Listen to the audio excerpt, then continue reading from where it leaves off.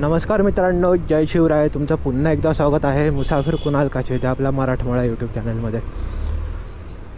तर आज आपण चाललो आहोत ऐरोलीला. थोडं काम पण होतं आणि तुम्हाला जसं बोललेलो की फूडच्या रिलेटेड आपल्याकडे व्हिडिओ असणार आहेत. तर माझा एक आवडता स्पॉट आहे, बजेट फ्रेंडली आहे, कोल्हापुरी तांबडा पांढरा चिकन थाली तिकडे भेटतं. तर त्याआधी आपल्याला गाडीत पेट्रोल भरून घ्यायचे, कारण आपली पेट्रोलची जी टाकी आहे त्याचा इंडिकेटर 1वर ब्लिंक करतं. सध्या भारतातला सर्वात महागडा प्रोडक्ट आहे. एक जेवणातलं तेल, दुसरा गाडीचं तेल. तर आता पेट्रोलची टाकी करून घेतलेली आहे फुल. सध्या पेट्रोलचे भाव बघून एकच गाणं आठवत आहे, पेट्रोल वाढले, डिझेल वाढले, रिक्षाचे पण भाडे वाढले, टॅक्सी आता झेपत नाही, बसमध्ये पण गर्दी आहे, चालत जाऊया, धावत जाऊया. सध्या काही परिस्थिती अशी झाली, सगळ्यातलं सगळंच महाग झालं.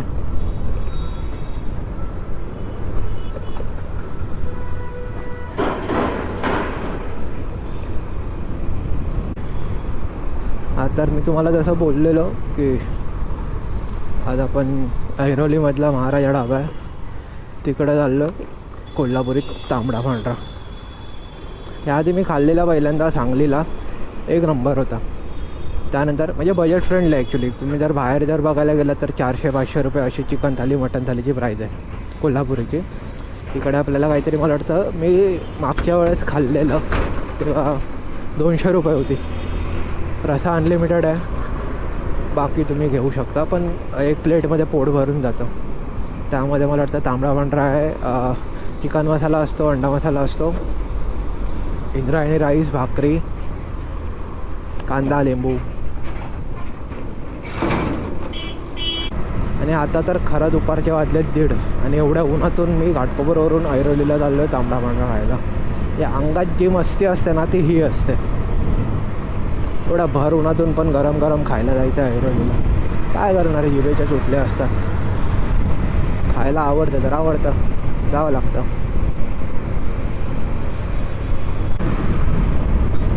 कोणाला जर मला किडनॅप करायचं असेल किंवा माझ्याकडून जर काय काम करून घ्यायचं असेल ना, ते मला मिसळपाव द्या, मला बिर्याणी द्या, मला कोल्हापुरी तांबडा पांढरा द्या, बस. बाकी पण आवडतं. जेव्हा हे सगळं खाऊन मला जेव्हा जास्त त्रास होतो ना, त्यावेळेला मग घरचा डाळ भात, वरून घरचं तूप, किती पण खाऊ शकतो, काय त्रास नाही.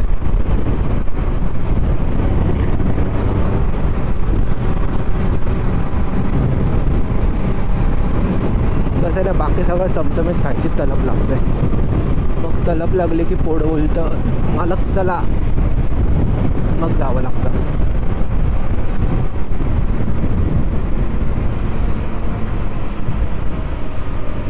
ऐरोलीमध्ये तसे तर 2 स्पॉट आहेत. नॉनव्हेजसाठी तुम्हाला जसं बोललो आता महाराजा ढाबा आहे. व्हेजमध्ये अजून एक आहे, तर सेक्टर मला आठवत नाही आहे. तिकडे झुणका भाकर, एक झुणका भाकर केंद्रात आहे ॲक्च्युली. ते आय थिंक मला वाटतं 100 का 110मध्ये आपला सुका झुणका, पिठलं, भाकरी, कढी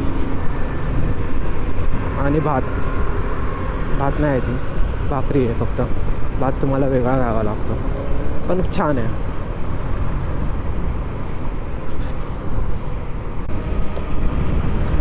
हा स्पॉट माझा मित्र आहे प्रथमेश, जो ऐरोलीला राहतो, तो सुद्धा खूप खादाड आहे. तर त्याने हा स्पॉट सांगितलेला. खरं तर तो समजा आपल्या यूट्यूब चॅनलचा तो अमेय कदम आहे भाटुपाचा. फक्त अमेय कदमसारखी त्याला दाढी नाही आणि तेवढा तो हसत नाही, एवढंच. दाखवेल तुम्हाला पुढच्या व्हिडिओमध्ये, कदाचित तो भेटेल आपल्याला. त्याने हा स्पॉट सांगितलेला. ते आमचं असं असतं की जर एखाद्या ठिकाणी खाल्लं की बाबा इथे चांगला भेटतं, इकडे येऊन खाऊन जा. फक्त ठिकाणं सांगायची, मुलुंड, भांडूप, घाटकोपर, ठाणा, लोणावळा, पुणा, कुठे काय चांगलं भेटतं आमच्याकडे लिस्ट रेडी असते. जर नसेल तर मग असे मित्र असतात, त्यांना फोन फिरवलं की आपल्याला लिस्ट भेटून जाते की बाबा इथं काय भेटतं चांगलं खायला, व्हेज, नॉनव्हेज, चायनीज, लगेच हॉटेल भेटून जातं. म्हणून लाईफमध्ये भाटुबाच्या अमय कदमसारखे मित्र पाहिजेत भावांनो.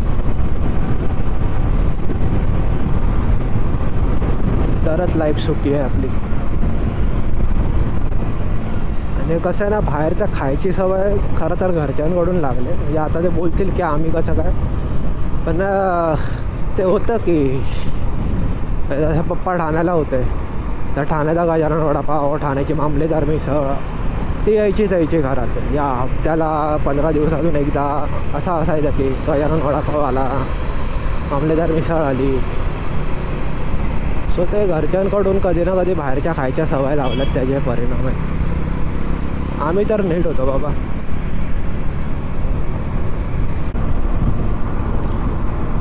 सध्या आपण मुलुंड ऐरोली टोल क्रॉस करून आता ऐरोलीला चाललो. ऐरोलीची खाडी क्रॉस करणार आहोत.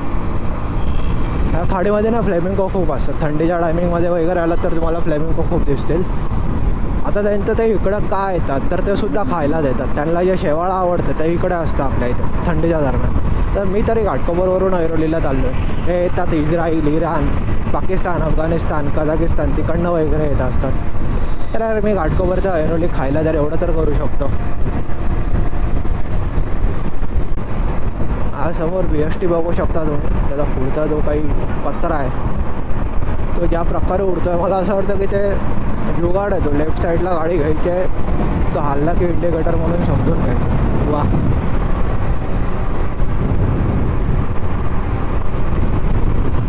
आता आपण जस्ट ब्रिज क्रॉस केला की पहिलाच आपल्याला लेफ्ट आहे. म्हणजे तो पुढून सर्कलवरून युटर्न घेऊन घ्यावा लागेल.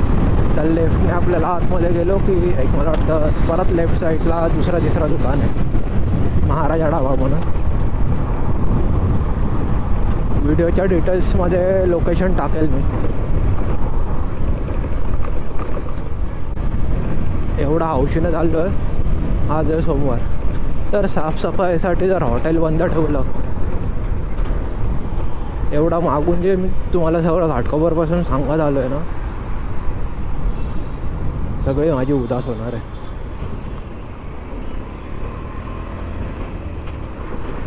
आणि घरच्यांच्या माहितीसाठी काम आहे म्हणून आलो आहे आणि सोबत खाणार आहे, खायला म्हणून नाही आलो. तर आता आपण युटर्न मारून आलो आहे. तर पुन्हा मुलुंडला जायला ब्रिज पकडताना पहिलाच लेफ्ट लागतो. त्या लेफ्टला आपल्याला 1-2-3 दुकानं सोडली. साईप्रसाद हॉटेलच्या बाजूला एक महाराजा ढाबा आहे. बस इकडेच जायचं आपल्याला.